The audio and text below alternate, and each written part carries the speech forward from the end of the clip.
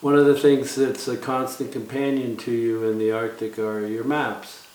And I use 250 to 1, and that's 4 miles to the inch. Now some people bring 50, and they're so big I don't know how they don't get lost on the map before they're trying to find their way down the river.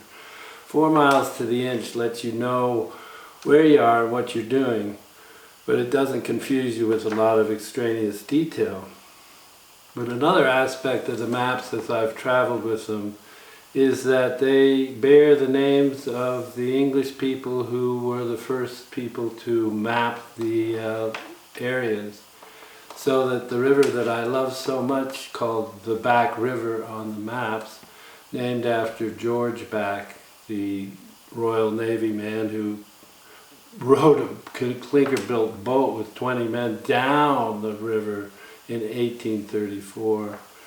I prefer to use the name the Great Fish River, which is the translation of the Inuit word for the river. The name they had, I'll mispronounce it, but as far as I can guess, it's Titilcho, and that means the Great Fish River.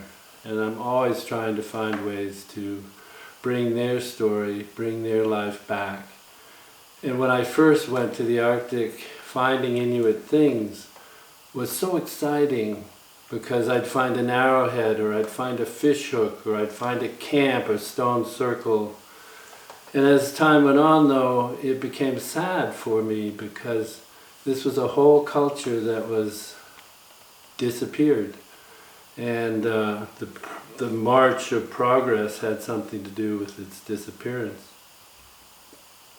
But the Inuit are still a vital and strong people living in communities now more than on the land. And they organized early, and they actually did something pretty incredible, which is a whole chunk of northern Canada was removed from the Northwest Territory and made into its own territory, Nunavut. And it's run by the Inuit themselves, which is a step in the right direction.